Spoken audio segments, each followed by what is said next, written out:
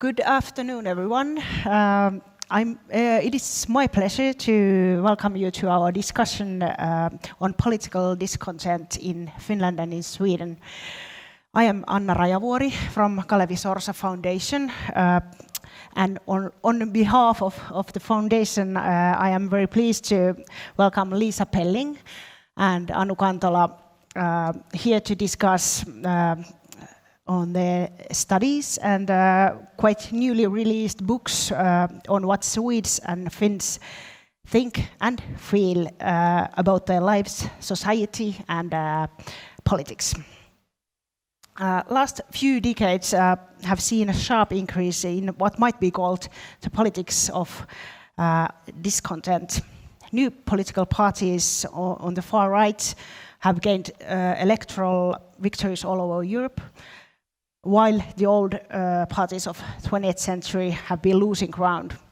The questions of globalization, immigration, and national identity have risen to the foreground of national politics. Finland and Sweden are both countries with low levels of inequality. Why is it so that people feel that the things are going to the wrong direction anyway? What kind of emotions and experiences are behind this shift, and why are people so fed up with the things are? Well, increasing amount of interest in social sciences has been dedicated to answer these questions in the last few years, and so have our guests done too. Liisa Pelling comes here from Stockholm. She's the head of Arena Idé, which is a non-partisan think tank funded by Swedish trade unions. She has a doctorate in political science, and she has written a book, Det Svenska missnöjet, together with Johanna Lindell. Our second guest is Anu Kantola, who is a professor of communications in the University of Helsinki. And she has led the consortium tackling biases and bubbles in participation, and has studied the political implications of economic structural change, particularly changes in social and political identities. The book 8 kuplan Suomi, 8 Bubbles of Finland, by Anu and a group of colleagues was published this year. First, Liisa and Anu will give us a short introduction to the studies and and tell about how the studies were conducted. And after that, we will continue to the discussion. So, thank you to everyone for coming along, and you're welcome, Liisa. Thank you so much, Anna. Thank you to Tide Kulma for this opportunity and for Kalevi Sorsa Foundation for inviting me. I'm also indebted to the Fredrik Ebert Foundation, who has helped translate a summary of my and Johanna Lindell's book into English, which makes it more accessible to an audience outside of Sweden. So as you mentioned, Anna, political discontent has been on the rise in Sweden during the past decade. 10 years ago, when political scientists at Gothenburg University, who have measured the moods of the Swedish population since the mid-90s, asked the Swedes, are you in general happy with the direction of Sweden, with the way things are moving in Sweden? And in 2012, 4 out of 10 said they're not happy. They are dissatisfied. They are upset about the way things are developing. And when we asked questions to the Swedish population in 2019, almost 10 years later, 6 out of 10 said we are not happy with the way things are developing. And we decided that we would make a deeper analysis of Swedish discontent, try to find out why are people unhappy. And we went back to the researchers, to academic research, and we found out that people not everyone is equally unhappy, and there are groups of the population where there is more discontent than in other groups. And you could see that particularly there are two groups of the population. One is people with low income, so below average income, the lowest income segments tend to be more unhappy with the situation, more dissatisfied than others. And the second group is people who have low levels of education, normally just high school and not university education, or even not finishing high school. A lot of times these groups are overlapping. You have low education and a low income, but it also says something about your prospects. So, will I be able to improve my situation? Will I be able to advance in life? If you have a short education, your options are much smaller, are much fewer than if you have a longer education. So these two groups, and in addition, of course, there is a segment of the population that votes for a political party of discontent, a protest party, a discontent party, which in Sweden is the Sweden Democrats. In other countries, there would be the National Front or the National Assembly now in France, or Alternative for Germany in Germany. But we focused on these three criteria. And having these three criteria, we decided to find election circuits, that is the smallest entity in the political division of Sweden. It's where you go and cast your vote at election day. It's a small neighborhood. It could be a few hundred households or a few thousand people living in a small neighborhood. And we found 6 of them that were all marked by the fact that they had a high proportion of vote for the Sweden Democrats, low income in general, and an averagely low level of education. And we made 318 interviews. So we made, canvassing. We went door to door knocking, and we were asking them 15 questions. The first question is, what do you feel works well in Sweden? And people were like, works well in Sweden? And some of them, couldn't figure out any answer. Some lady said, I think garbage collection works well.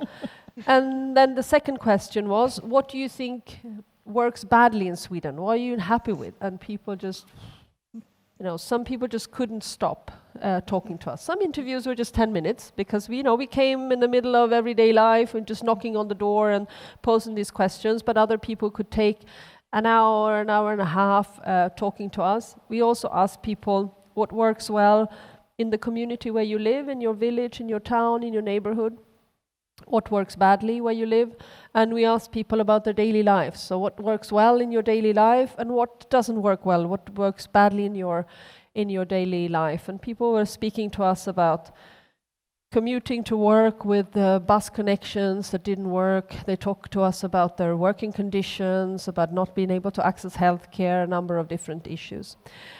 But the idea of this study was to try to get the voices of the discontent, and I'll try, if you allow me, Anna, to just read from some of the interviews that we were making, and then I'll try share with you some of the conclusions that we made from these 318 interviews. So one of the areas where people were particularly discontent were the sense of being left behind, the sense of living in an area, village, a neighborhood that used to be thriving, used to have services. Now, services is, at least when you use it in Swedish, is a bit of a word that politicians would tend to use. People normally don't speak about things that enable their everyday life as services. They speak about the bus. There's no bus stop anymore, or the bus doesn't stop often enough for me to take the bus to work, so I have to take my car and it's expensive. Or people speak about the fact that it's very far to pick up a parcel that someone sent them by post, or they find it difficult to access services that they're dependent upon, to speak to someone who is making their payment the disability payment or their sickness leave, or to speak at an officer at the public employment office. This kind of services. So that there was a feeling of being left behind, of these services not being there anymore. A guy phrased it like this: the place is simply dying out, slowly but surely. A lot of people also complained about simple things, like having to travel very far to buy groceries. There should be a small supermarket here, says a 44-year-old woman in Ställdalen, thinking of the elderly who may not be able to drive, just to be able to go and buy milk and a loaf of bread. Another guy said, in 1987, when I moved here, we had a post office and a bank. There was dancing in Folkets Park, in the People's Park. I don't think that ever happens anymore, he says. So in a lot of places, the closure of the closest shop is like a symbol of the place dying out, of not being able to stay in a place where you have your roots, where you're connected, or where you owe a house. And then a second topic that I'd like to mention in this short introduction was a dissatisfaction with the way the Swedish welfare state works. It's a similar perception of abandonment, that services, protection that people feel they could rely on before, like healthcare, like the way the school works, like unemployment, the employment office wasn't there for them anymore. A lot of people complaining about healthcare issues, for instance. The biggest problem in my life, that would be all my illnesses, says a 49-year-old woman in Sandvången. A 50-year-old woman in the same neighborhood responds with one single word to the question of what the biggest problem in her daily life is: pain. As a result, people worry that they will have to wait a long time for the ambulance to arrive or to see a doctor. A woman in Haparanda, just across the border from Finland, gives an example. Just yesterday, she said, I met a lady who had fallen while out walking in central Haparanda. I called the ambulance service and we had to wait 45 minutes. It doesn't seem right to me. A 49-year-old woman in Sandvången says that the orthopedic surgeon would be the person that could most easily solve her day-to-day problems. This was the one question we asked: who could most easily solve your day-to-day problem? And she said, a surgeon. But it's 1 to 2 years waiting time, she says. I learned 10 years ago. Am I supposed to live on painkillers for another 2 years? The pain is terrible. So these were a lot of witnesses about failing welfare services that we encountered. Also a lot of witnesses about precarious work, the fact that people, they were working but couldn't make ends meet even though they had a job. They said there should be some work in healthcare, but that's as a substitute, paid by the hour. It's hard to make ends meet without a steady job. How much I get to work varies so much from month to month, she says. So this is a woman who's decided, can I stay here? Do I have to move? Commuting to a very precarious work doesn't really pay off. A 19-year-old man in Landskrona interviewed in November said that he'd been unemployed since June. He does have a job that pays by the hour, though, he says. But it doesn't offer many prospects. I work a maximum of 30 hours a month. You don't get anywhere with that, he says.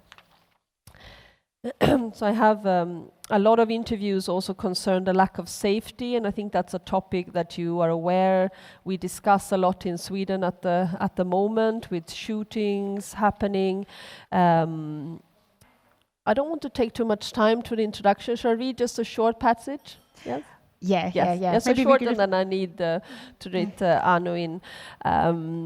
We had a lot of people raising the issue of the lack of safety in our interviews, and a telling example of a person who prioritizes being safe from crime above all other issues is a woman in her 40s. The question, what works well in Sweden, makes her think long and hard. I don't know. Maybe waste recycling. I think that works well here, she says. But when asked instead to answer the question about what does not work well in Sweden or where she lives, she simply cannot stop. She doesn't feel safe in her daily life. She keeps coming back to this issue. Groups of men aren't a safe thing, not for men, not for women.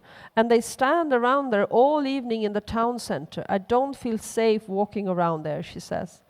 Then she describes how her own community involvement has completely changed focus from environmental issues to safety issues. I used to be an activist in the Green Party back when environmental issues were the most important thing for me. Then this problem of immigration policy came up, and that became the most important issue. For people who feel that their absolute safety is threatened, they can't think about the environment. There's a lot of focus on the environment when it should be the other way around. It should all be about focusing on the safety issues, she says. And we detected in these interviews a kind of a xenophobic narrative that when we were confronting people with a question, so who could solve these problems that you're mentioning? The fact that the bus doesn't stop, the fact that your jobs are precarious and doesn't pay enough, the fact that you cannot make ends meet with your pension. And people were attempting to explain to us why they felt that this didn't work. Not everyone, but a lot of them said it's because all the resources are spent on immigration. So the Sweden Democrats really have had a success in convincing people that immigration is a reason for all the societal ills, and been very efficient in using this as a scapegoat. Okay. Thank you. Thank you for that, Lisa. And how about AIDS bubbles in Finland? Yeah, thanks. Thanks for the invitation coming here. I think this is amazing that we've been doing parallel things in Finland and Sweden.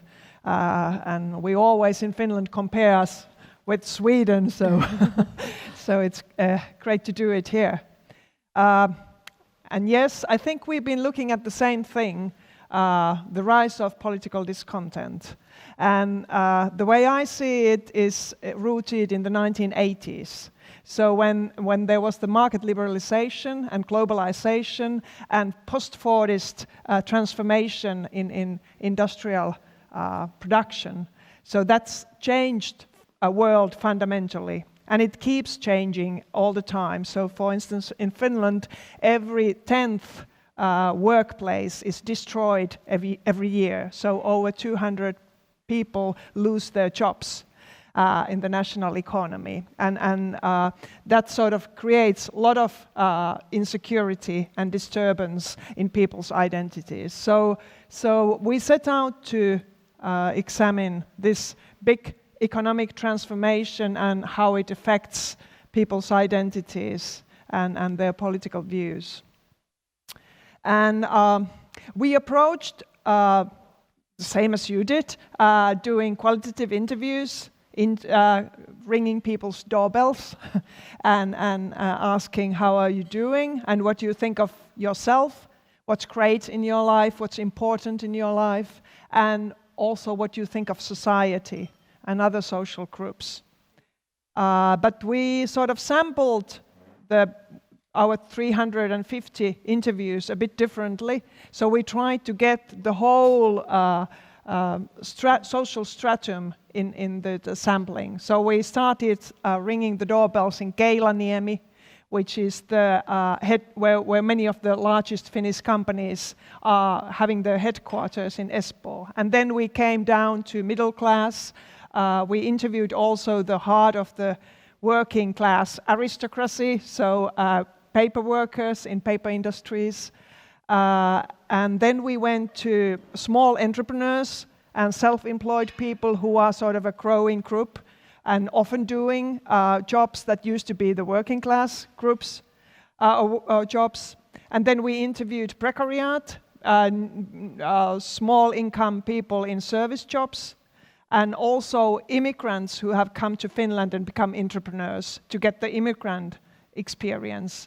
And finally, also in rural areas, like you said, nearby Haaparanta. So we were also in Kainuu and Pohjois-Pohjanmaa in northern Ostrobothnia in Finland, talking with people who are in the urban areas, rural areas. And then finally people who are unemployed. So their skills are outdated, or they don't have the skills which one needs to get employed these days, and they are living in big cities. So in that sense, we tried to compare the experiences, how the economic transformations are affecting different people, and they are. So our sort of main result was the idea of a great squeeze, which is hampering life in all these groups.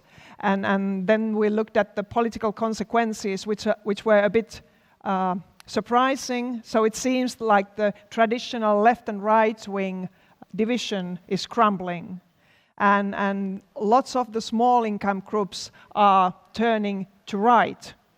But also some of the high income groups are turning to left. So the political life is getting messed up, as we've seen. and there are sort of new identities which are really powerful in that. Thank you. Well, first of all, this is a big question, but I'm sure that you can summarize it to a few key points.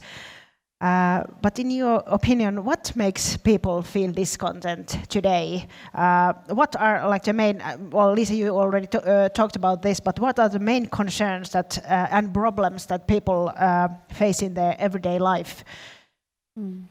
I think in Sweden it's very clear that people feel that the welfare state that used to be there, expressed through everything from the nearest bus stop to the healthcare system and a decent pension and some protection when you're unemployed, has been weakened.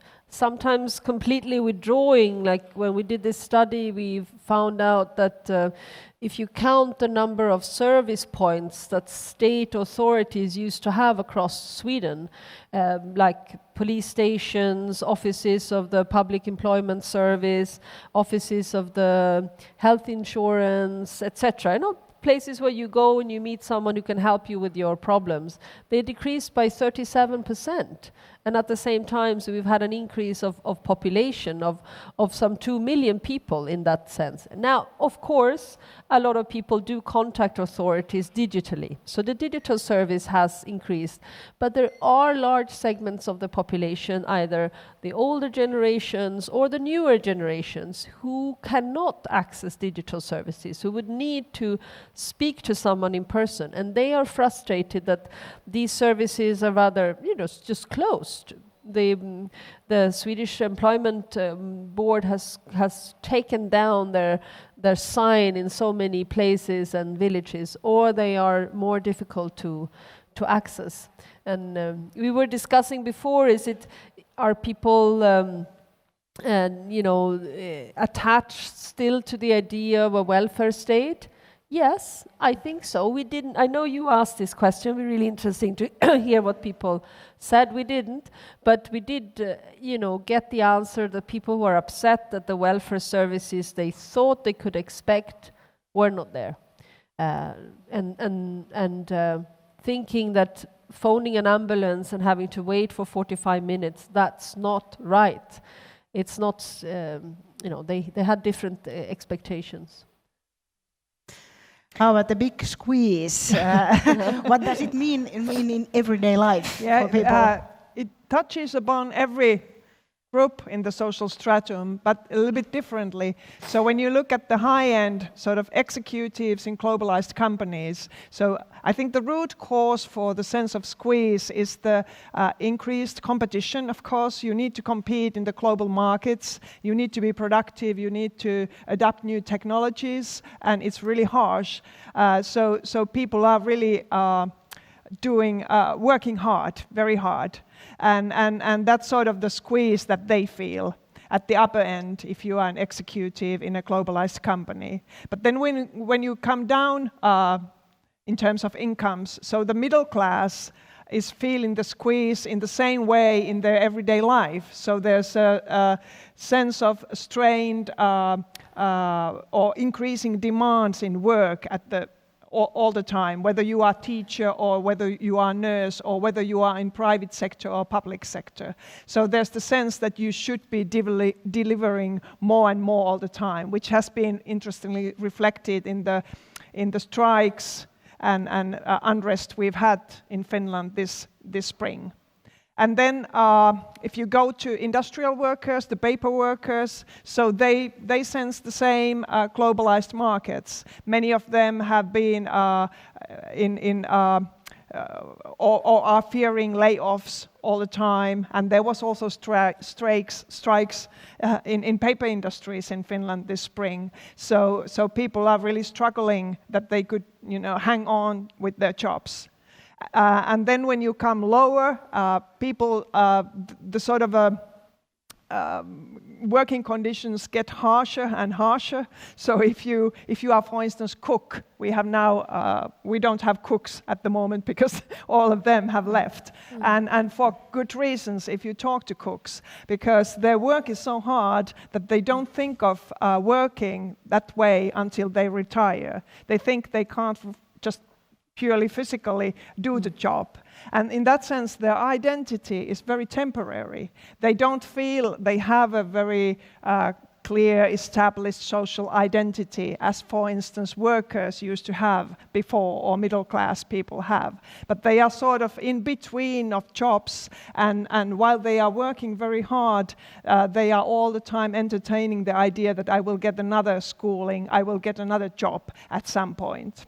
And then, of course, unemployed people, they have the harsh feeling that they are not welcome, and the social welfare, which is in principle working great, for them it feels like it's an authoritarian almost system, which is requiring them to come and do or explain every detail what they are doing in their life just to get a little bit of compensation for that. So there are different kinds of experiences or reasons for the discontent, depending what do you do. But what is united is that in every group there's some kind of feeling. Yes. I would say that in Sweden you can identify something that could maybe be termed the efficiency squeeze. Mm-hmm. So there's been using your terminology. I try it on you now here on stage live. Let's see. No, it's the fact that taxes have been lowered over the decades, so the share of common resources of the economy have decreased, and this means, of course, a pressure on all kinds of public services to decrease as well. Now, this is uncomfortable with politicians. They would like to promise their voters that the schools will not just stay the same, but improve a little bit from year to year. And politicians in the healthcare sector would like to promise their voters that healthcare will be better. We will have better access and shorter waiting times next year. And still resources are decreasing and needs are increasing. So how do you cope with this?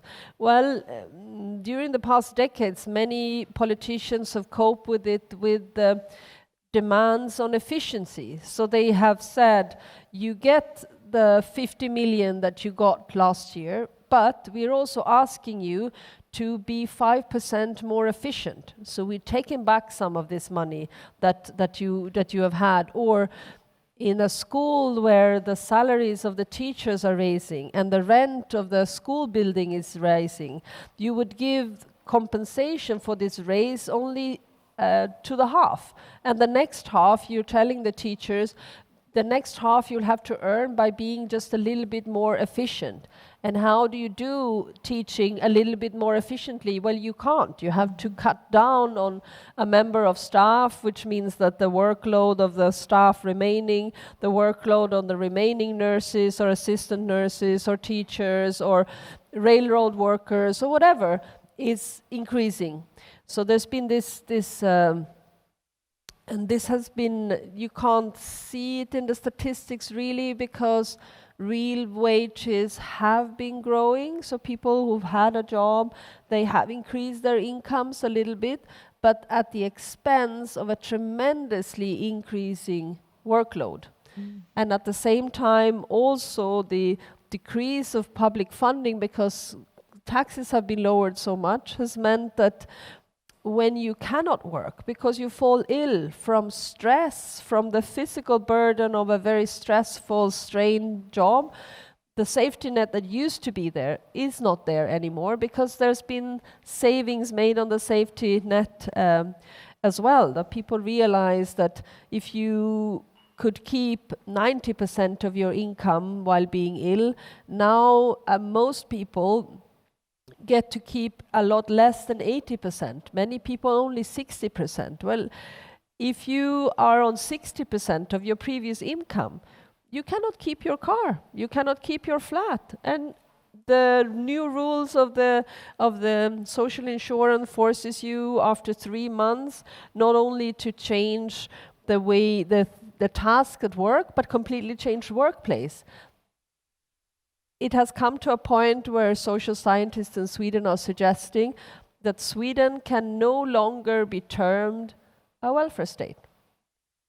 Because the safety nets, yeah, in theory they are there, but they're not holding people away from the kind of consequences that a social safety net is there to protect you from. When you fall ill, you're supposed to be able to stay in your flat, keep your profession, come back in time to your workplace. Now you can't. There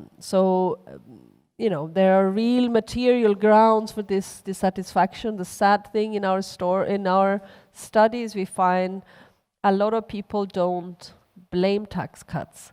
They don't blame politicians who lie about how much funds they get when they make this efficiency demand on people. Instead, they direct their frustration and their anger and sometimes their hatred against the immigrants. Yes. When you have made these hundreds of interviews,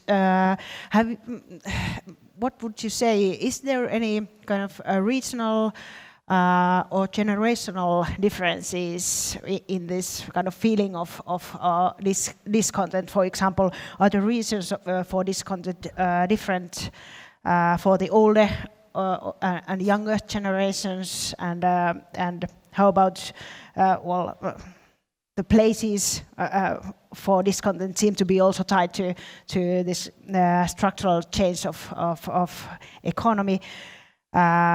So what kind of regional factors are influencing the rise of discontent?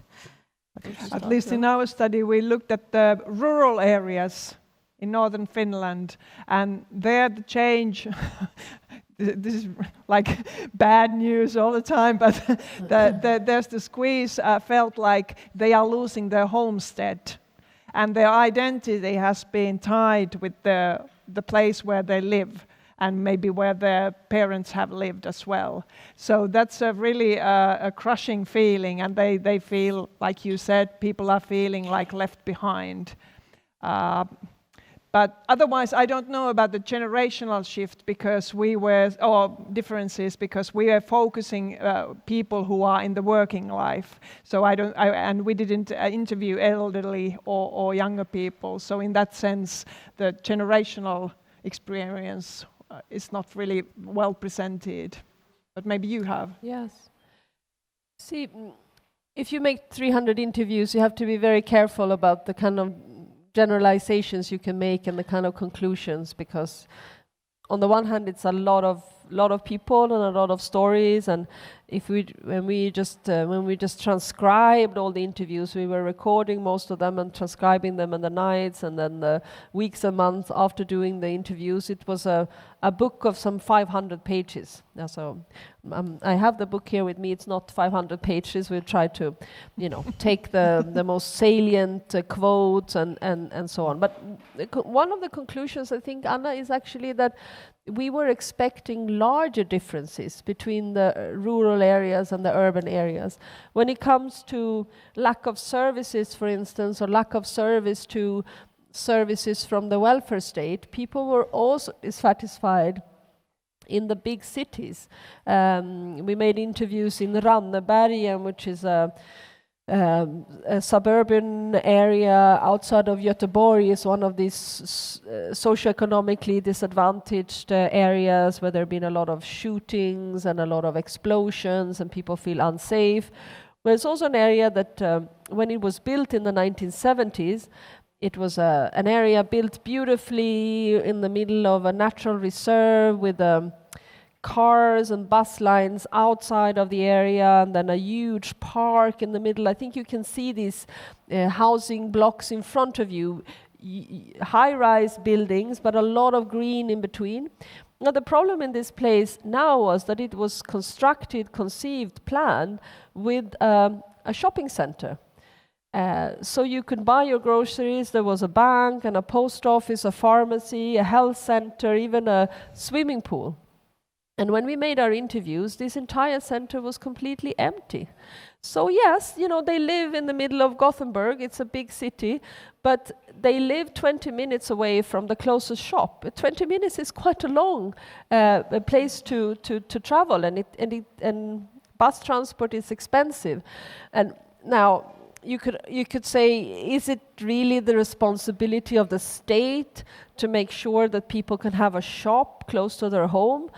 When people shopped one kind of milk, and now people want 15 different kinds of milk, including oat milk and lactose-free milk, whatever.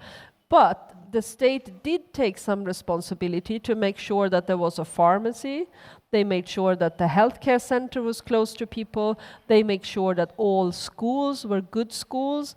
They made sure that commercial banks had to have local banks everywhere. Now, all these regulations, they are gone. It's completely liberalized, and it's the market rules. You put up schools where it's profitable to open a school, as a pharmacy where it's profitable to open a pharmacy. The post, it's not profitable anywhere, so all the post offices are closed all across Sweden. Do you have the same in Finland? There's no post offices.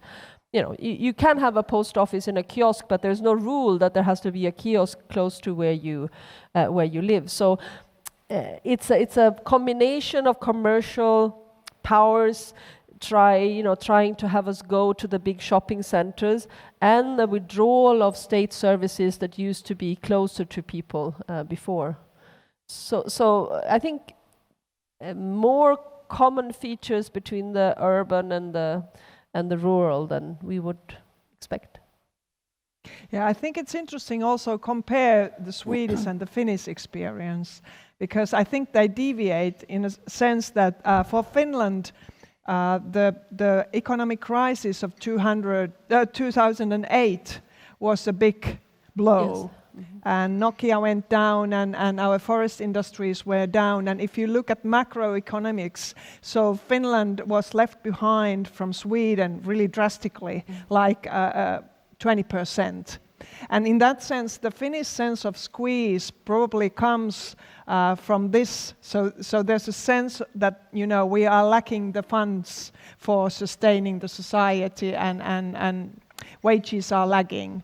But in Sweden, you have a sort of, I think, a different development, while the inequalities have been growing really fast in Sweden.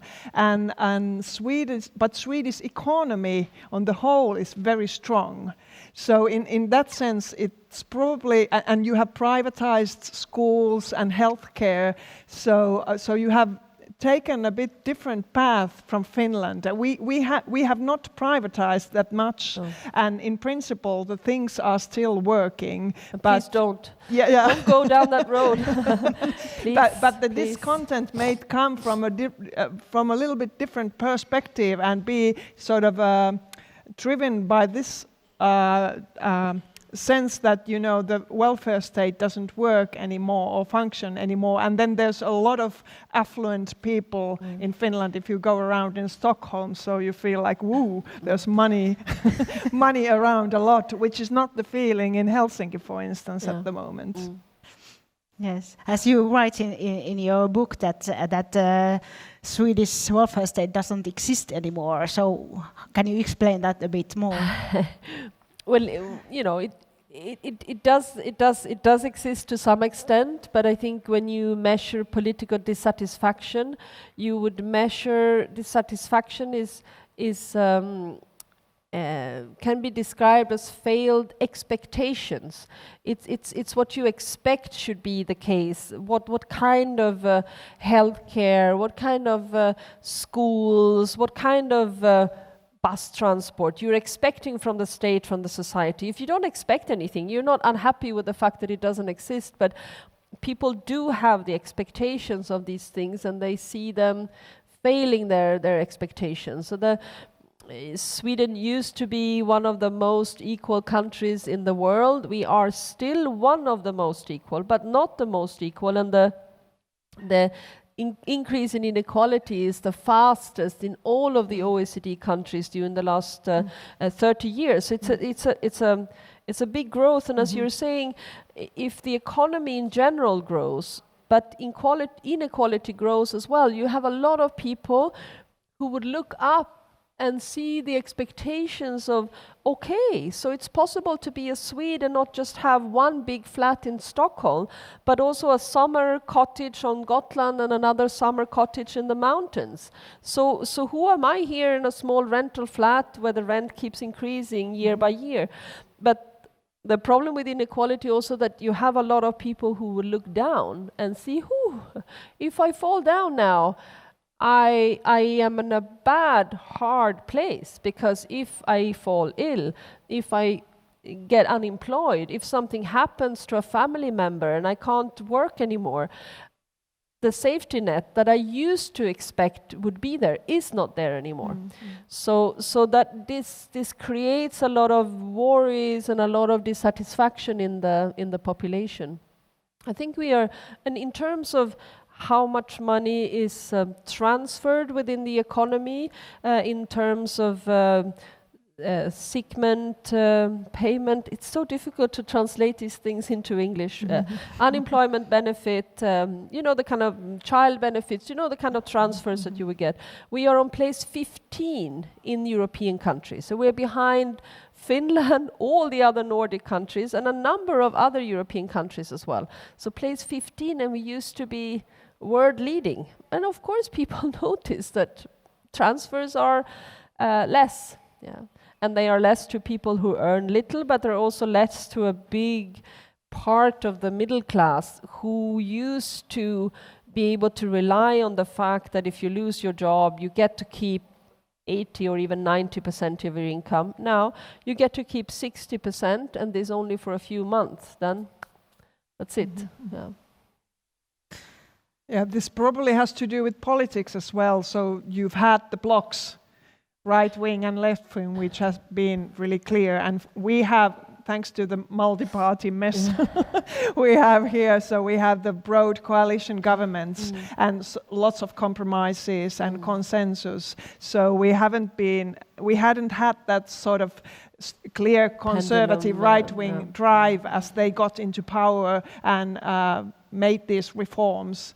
In a sense, I think Finland is standing on the verge of the Swedish development, because I just read that every fourth Finn has a private health insurance, which is really, I think, high figure, and it could sort of give rise to a vicious circle whereby people, when they need to pay for their private health care, they start to think, why am paying for the public health care and taxes? And then it would, lead to same kind of thing you have had in Sweden going on.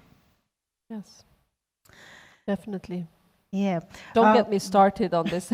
I'll talk for 2 hours about private healthcare insurance. I think it's a terrible thing.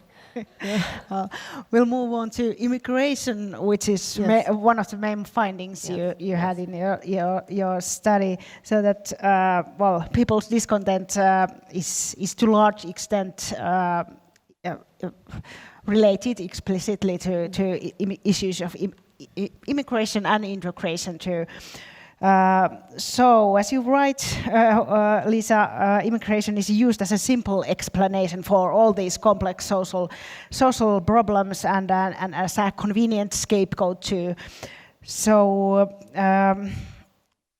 how do you see or explain this kind of fact that migrants are the one to blame for all this development in society? Well, I think a part of their success is the failure of progressive parties to offer a credible alternative to immigration as an explanation. You know, if you want people to direct their frustration and their anger against employers offering precarious jobs, or against the rich getting even all the time richer and richer and not paying enough taxes, you need to have a policy to increase taxes or to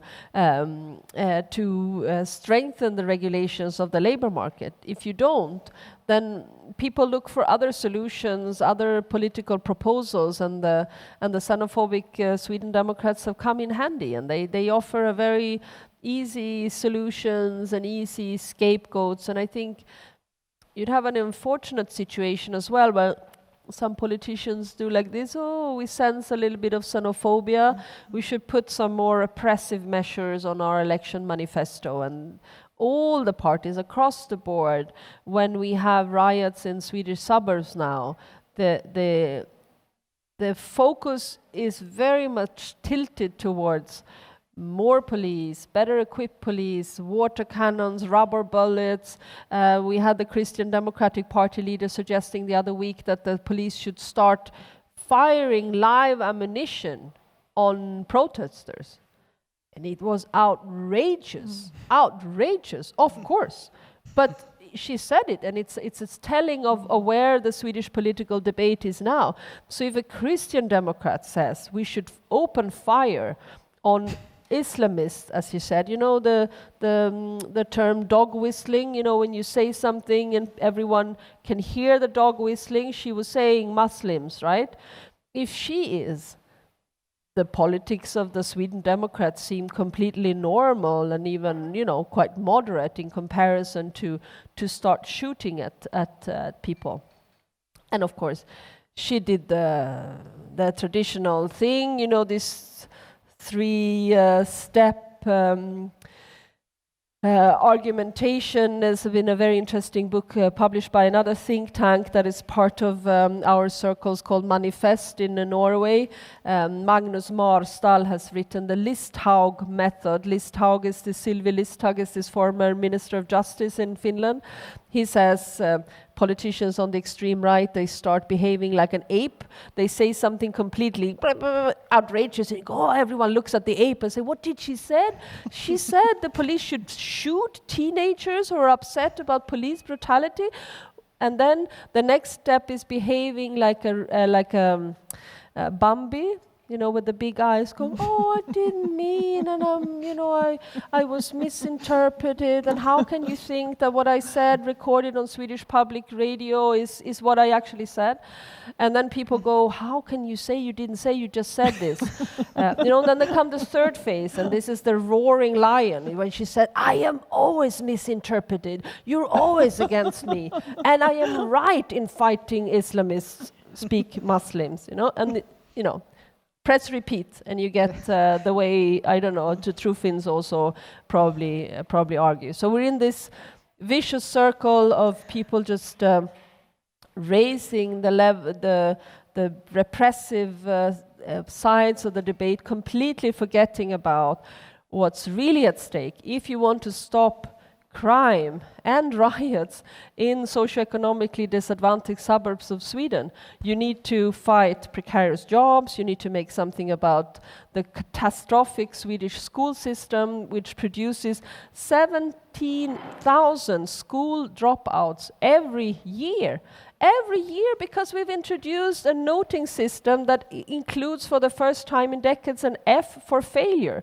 So people get F for failure and they are thrown out. So what? All the doors are closed to the future, and you know, of course, a great recruitment base for criminal gangs. So the debate should be focused on, you know, solving the housing crisis, getting something done about the precarious working labor market, having something done about the Swedish catastrophic school system, and everything the politicians is talking about is more police and rubber bullets and live ammunition.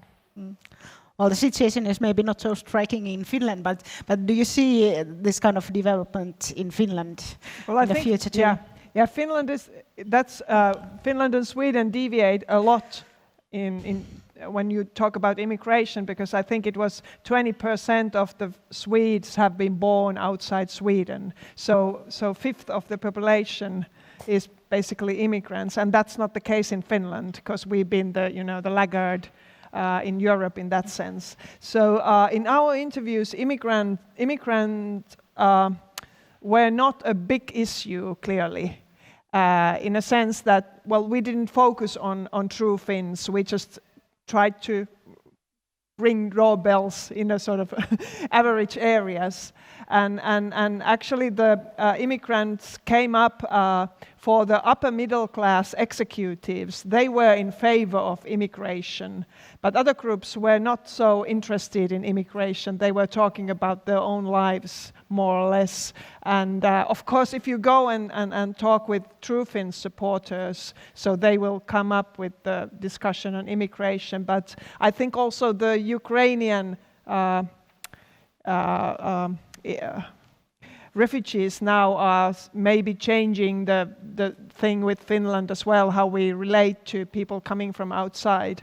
But in the long run, of course, Sweden is much better positioned, because you have loads of young population coming, bringing dynamism into the economy. And for Finland, that's a big thing, because large areas in Finland are now just emptying. So the population is going down, and the age structure is really bad if you compare internationally.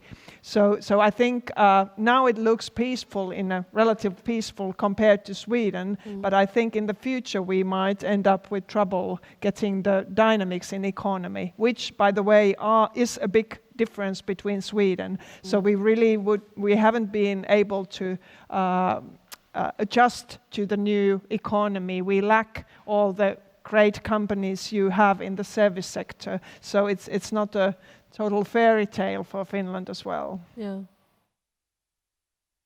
No. There's a big issue there on how to deal with geographical inequalities in countries such as Sweden and Finland that are very large geographically speaking. We have very few people living in very big areas. How can you make sure that services like access to healthcare, having a pharmacy reasonably close to where you live, a well-functioning school, how do you do this when people live very far from each other? And I think the Swedish solution has been, until now, a very decentralized approach. The idea being, if it's the municipality who's responsible for school, people will vote for higher taxes so that the municipality can keep a good school. The idea being, if schools were financed by Stockholm, people would not want to pay taxes on the local level. The problem now is that you don't have a lot of people moving out from rural areas anymore. Like, we've had a very strong trends of urbanizations, but they've ceased in the sense of people moving. You have cities growing, but it's because the kids are born in the cities. And in the rural areas, you have a lot of people staying, but they're growing older, and they come into pension, and their incomes decreases, and their needs increase. So they need a lot of elder care and healthcare services, and they stop using their car and need a bus line to function. But they pay less taxes because their incomes are lower. So you have a lot of places where the tax income is just not enough to support the kind of services that are needed there.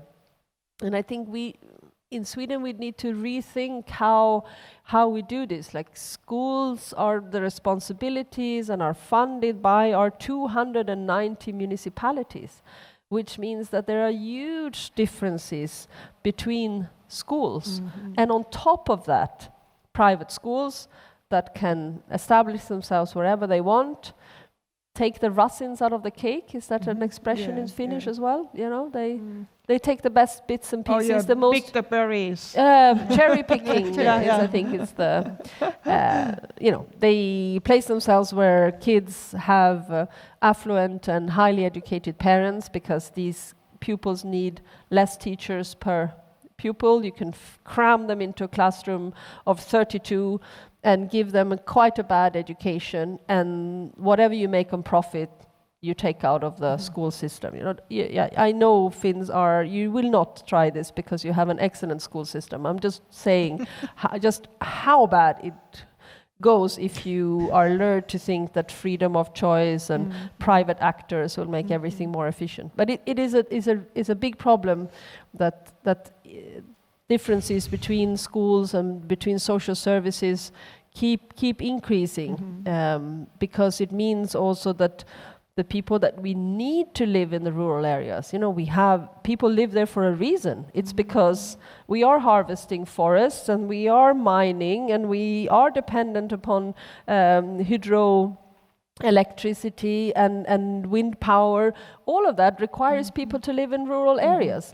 So we, as a country, we need to make sure that schools in these areas, elder care and all other services keep working. But it will take a major tax reform. Yes.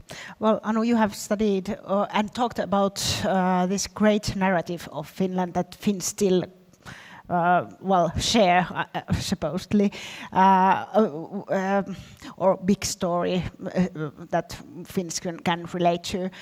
Is there, Lisa, in Sweden still some kind of shared feeling or shared story about Sweden? Oh, that's a very good question.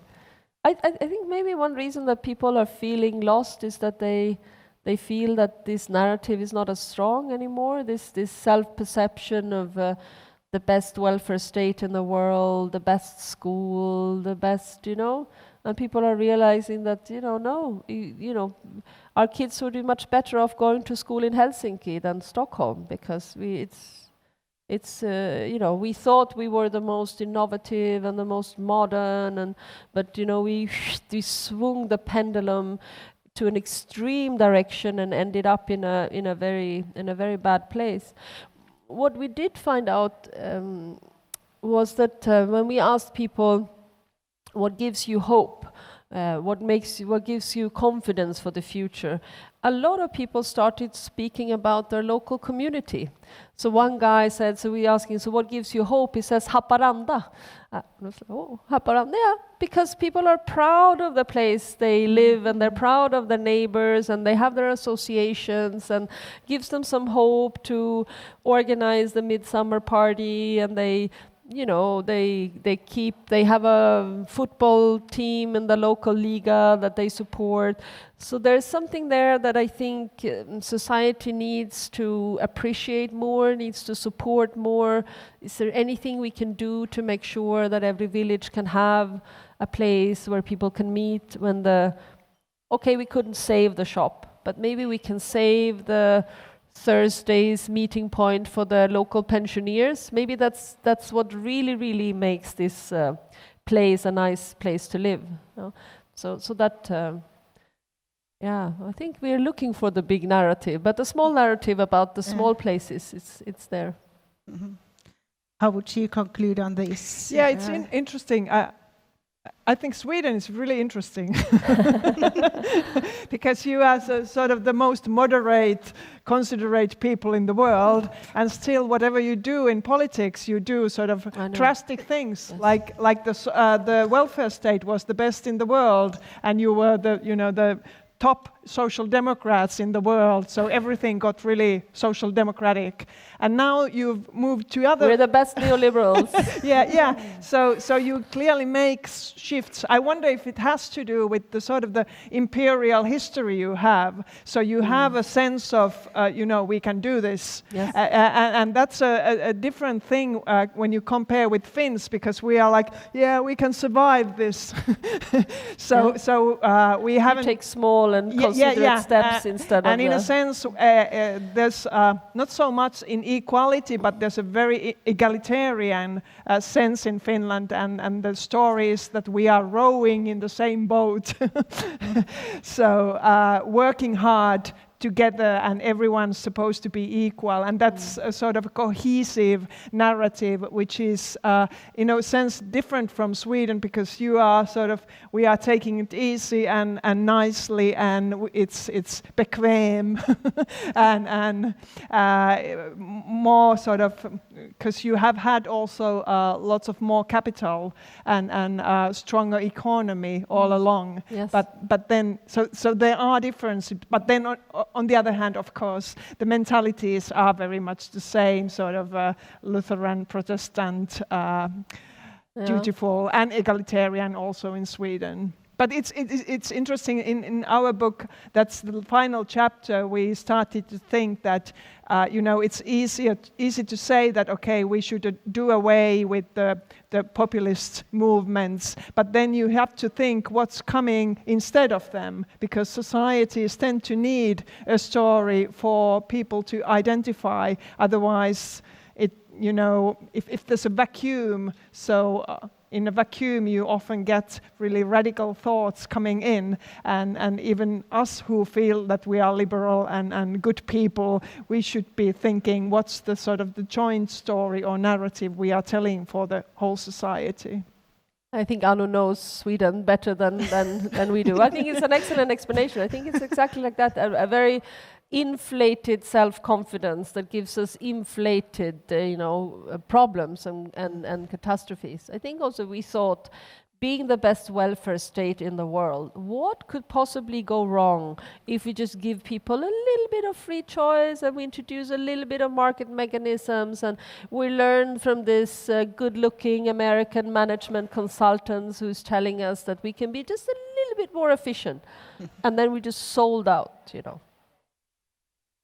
Okay, thank you. I think we are running out of time, but this is good point to stop this conversation. Thank you very much, Lisa and Anu, for coming, and thank you for audience. I think the streaming is now off, but if somebody in the audience has questions or any comments, now is a good time for those. And I brought copies of the study, of the summary in English, if someone wants to. I think they are there, and I also have just a few copies of the book if someone wants to buy the book in Swedish. Yeah.